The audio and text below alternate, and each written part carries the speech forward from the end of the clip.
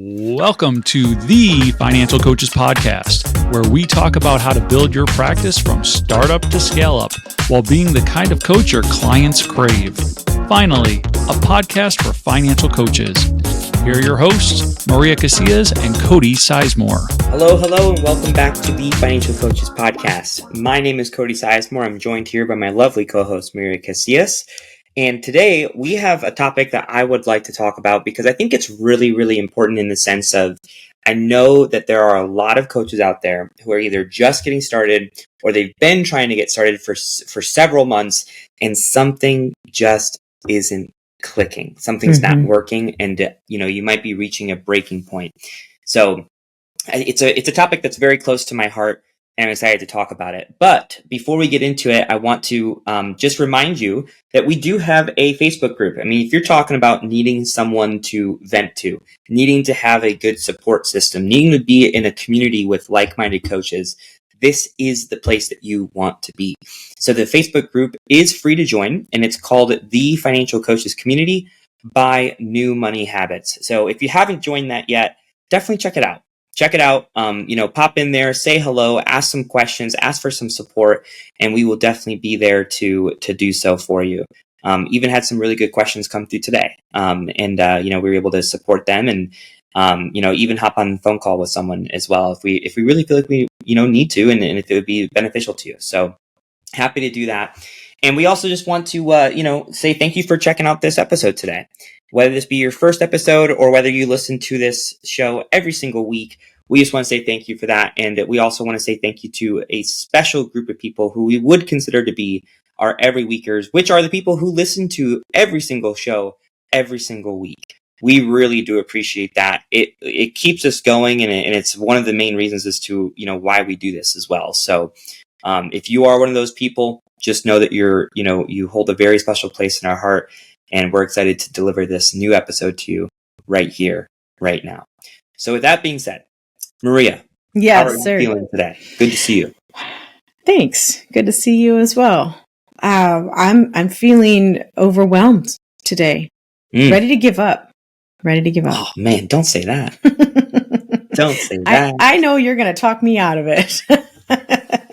Yeah. So full transparency, we had a very brief conversation, probably 30 seconds about this topic. And, Maria is kind of alluding to it a little bit. But yeah, it's the thing I want to talk to the listeners to today and really with you, Maria, is just those feelings of feeling like you might want to give up on this.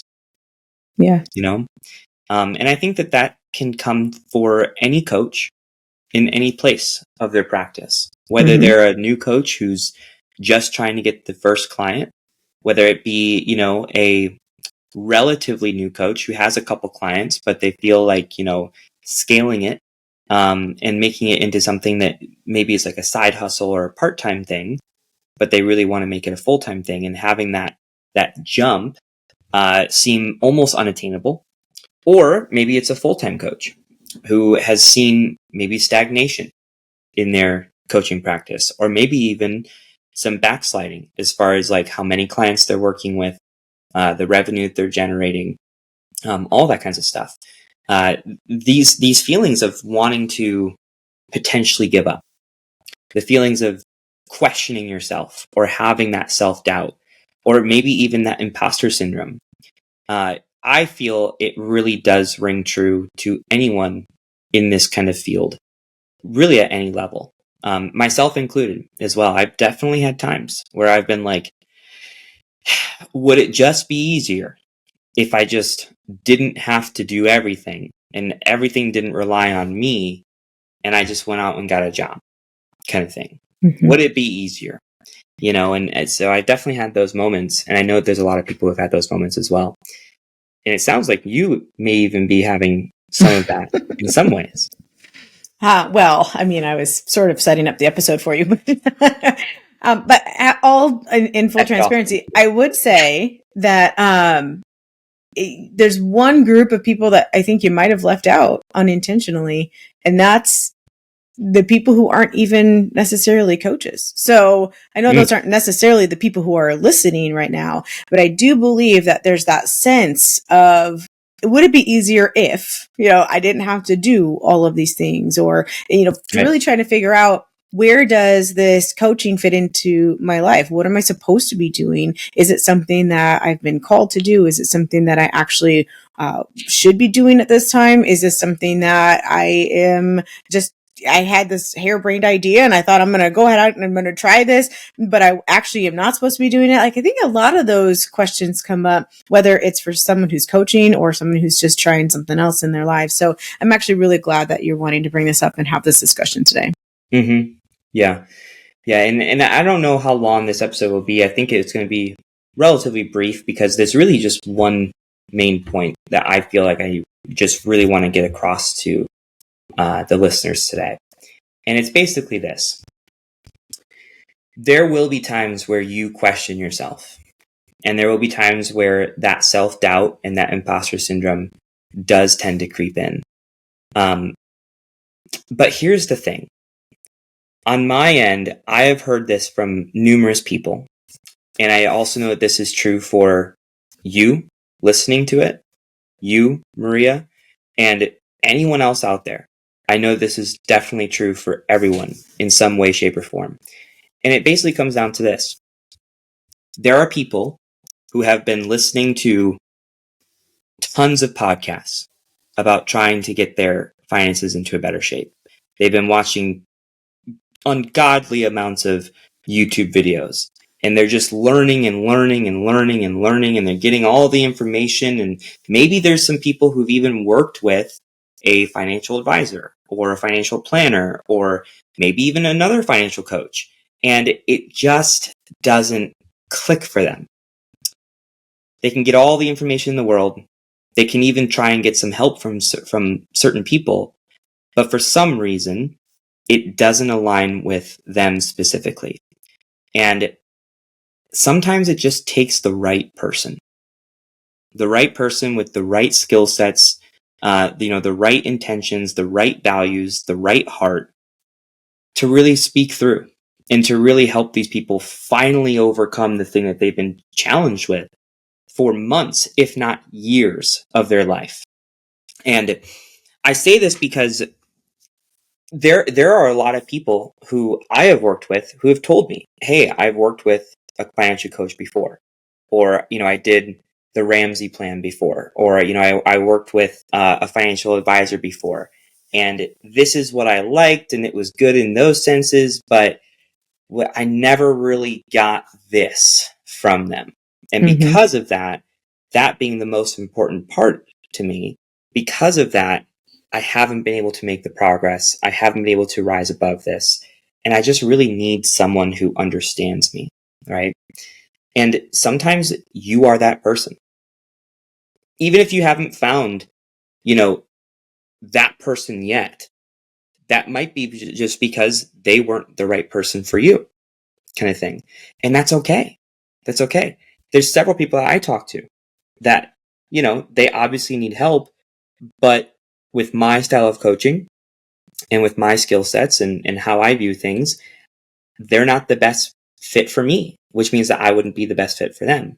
And that's okay. I can then refer them to another person, or I can give them some ideas so that they can kind of bounce those off of each other and take that next step and see how it goes. We can kind of keep in touch. But the main point that I'm trying to make here is that you're in this, you're being called to do this type of work, which is a service-based type of work, for a reason. And that shouldn't be ignored. Right. Your gifts are there for a specific type of person, and they are just waiting for you to come into their lives. They may not even know that you exist right now, but they're waiting for you. Yeah. One of the things I was going to add, and then you kind of put it up, you put the cherry on top anyway, was that sometimes it's not even about what we have to offer. Sometimes it really is about the client. It's about their timing. And maybe they've tried other coaches. Maybe they've even tried you. And the circumstances around their lives at the time weren't ideal. Yeah. Maybe the timing just wasn't right. And so if we give up, and we're not there for that person in that moment, then we have to realize that they might be able to be served. They might go somewhere else, but maybe not.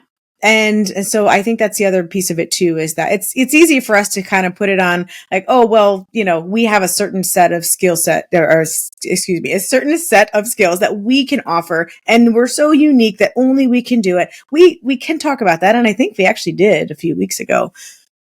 But I think it's more than that. I think that we have to recognize that sometimes it really is like just what's going on for the client at the time. And even if we aren't the right person for them at that time, it doesn't mean that we aren't ever going to be the right person. Maybe their circumstances will change in such a way that, they actually do want to come back. So that is another reason I think that we have to just kind of be aware of that.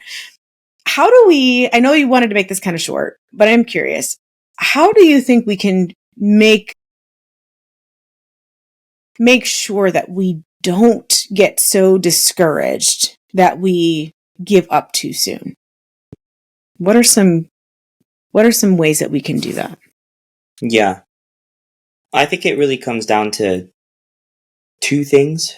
Number one is something that I think we actually spoke about a couple episodes ago, and that was with like the topic of surrendering, right? Mm-hmm. Oh, now, yeah. I'm not trying when to make we went this to church preachy or anything like that, but surrendering is really, really important because like it's important to surrender the outcome. Meaning, if you get this new client, great. If you don't get this new client, no sweat. If it's meant to be, it's going to happen, kind of thing. And that's the surrendering of the outcome. But what we can't surrender is the process, right? So regardless of, who we're talking to, what they're dealing with, anything like that, we still deliver for them. Because, hey, if we deliver for them and they become a client, then great. That was a result of you not surrendering the process. But if we do that process and they don't become a client, that's okay too, because sometimes like these potential clients or these prospects, as we like to call them, maybe they don't hire us, but maybe they talk to their friend and they were like, hey, this guy or this woman, I talked to them, and while I didn't really pull the trigger of hiring them, the call that I did have with them was very valuable to me. They gave me their all. They really didn't hold back, and it was valuable. So, maybe you should talk to them. And maybe that friend of theirs is the right person for you and you're the right person for them, So, and I think that's important, is like, you don't surrender the process just because of what the outcome may or may not be. That's one part of it. Yeah, that's actually a way more eloquent way of saying what I was thinking. So I appreciate you doing that. Because what I was going to say was just show up no matter what the circumstance. And like I said, you said it way better about surrendering the outcome, not the process.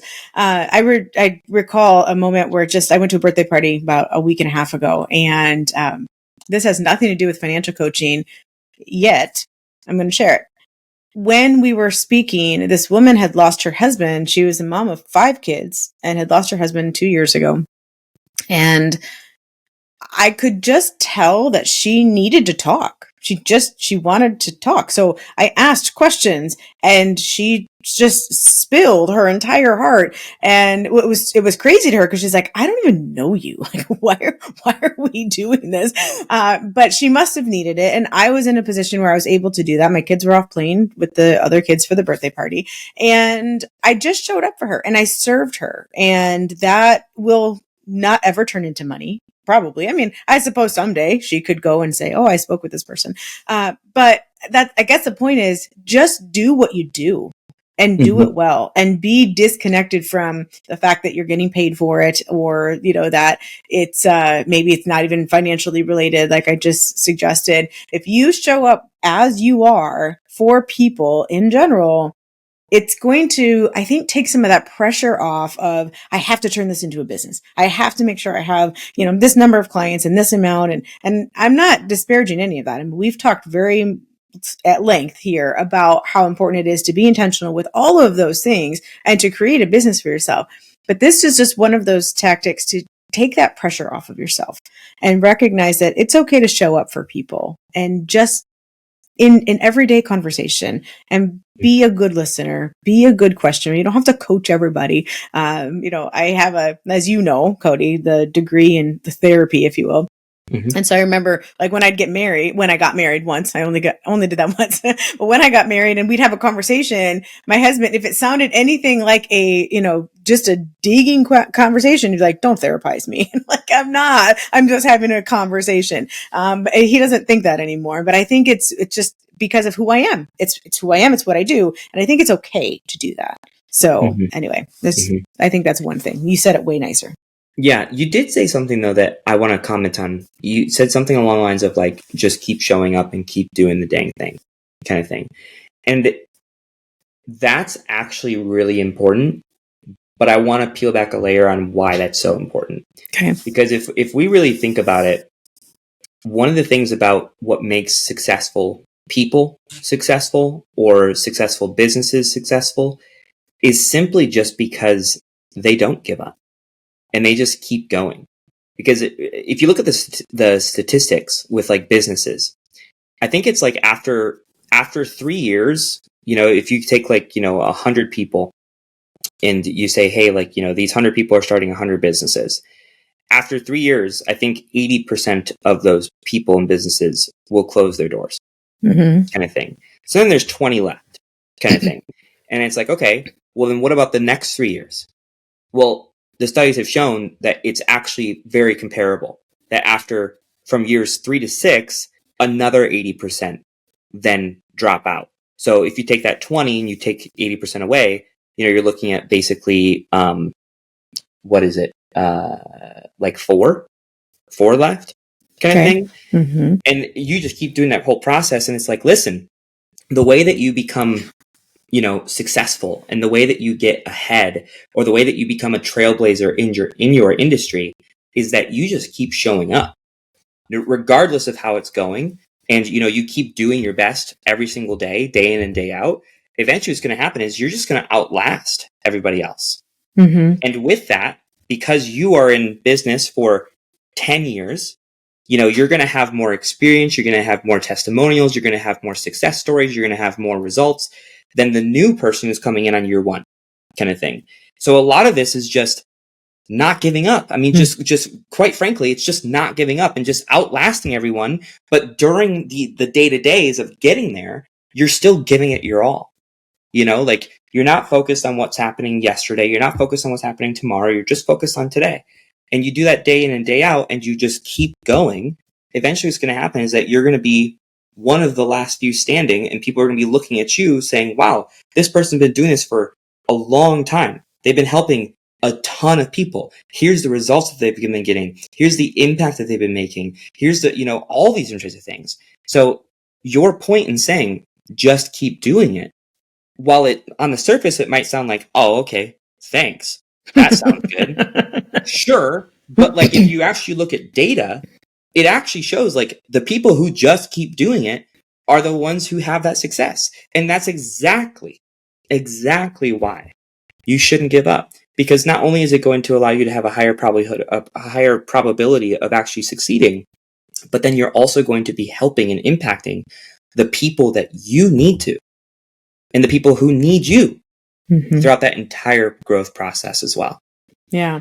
The entire time you were just talking about that, I could not picture anything except the Compound Effect book by Darren Hardy. Mm-hmm. And it's just what you just said. It does feel, it's like pumping that water pump, right? Like you feel like you're pumping and pumping and pumping and nothing comes out. And then you get a little drop of water, you get a client here or there. Maybe not even a client, maybe just, somebody who jumps on your calendar and you're like, yes, I got a drip of water. But you have to keep pumping for a while in order for that to actually turn into a flow of water. Yeah. And then after that, you just have to pump every once in a while. But when we're talking about this industry, I mean, that's a long time. Sometimes it can take a really long time for that water to get pumping and flowing in such a way where you just have to pump it every once in a while in order to have it continue. And so, I don't even know if people know what water pumps are anymore, to be honest. The people who are listening. So if you don't, I guess go look it up. But it is a great analogy if you understand it, and it's a great book. I would actually encourage all of our listeners to go pick that up, especially as we've started this new year. Go ahead, and if you are feeling any of that sense of, hey, I am ready to just throw in the towel. I've tried this for 2 whole weeks and I'm done. Obviously, I'm kidding about that. But if you're ready to throw in the towel, I would pick up a book like that, because it just reminds you that whether it's eating right or eating poorly, or showing up every day for your business, or just complaining every day about your business, whichever direction you take, those effects will be compounded, and you will see the results of that. And on one direction, you might be really, really thrilled. On the other one, you might be really pissed at yourself that you didn't do things differently all those years ago. Mm-hmm. Absolutely. So, closing statement is this: there are people counting on you. And there are people who need you, and there's people out there that you are the best fit for. So in those moments where you're having those doubts of, am I good enough? Am I cut out for this? Are people actually going to get value from it? I can tell you that if you have experience in your own life, if you have the heart to serve, and if you have like this just deeper calling to make an impact, the answer to that question of, am I good enough? Am I cut out for this? The answer is simply yes. And you just need to keep going. Don't give up on it. See it through. It's not going to be easy. But hey, nothing great is ever easy. Nothing great. So keep going. Yeah. And you might not know what the results are going to look like. I think that's what gets us tripped out. Just we start going, well, this doesn't look the way I thought it was going to look, so it must not be what it's supposed to be. And that's not true. So Cody's right. You've got what it takes if you've got all of those things in place. And I think most of the people who are listening today absolutely do, because they've put up with us for all this time, and with all of our foibles and the things that we that we mess up, and yet they still show up. So they have the heart, they have the drive. And so, Cody's right. You've got this, and we hope that you continue to show up. Mm-hmm. Absolutely. Well, guys, thanks again for listening to another episode of the Financial Coaches Podcast. We really do appreciate you checking us out every single week. And we hope to check you, or we don't hope to check you out. We hope that you check us out next week as well. Take care, Case guys. in point. Have a great week, guys. Bye-bye. Thank you for listening to the Financial Coaches Podcast, brought to you by New Money Habits and Sizemore Financial Coaching. Submit your questions to our hosts by emailing podcast@newmoneyhabits.com. Be sure to subscribe to be notified of future episodes, and join our growing group of like-minded coaches on Facebook. And until next time, happy coaching.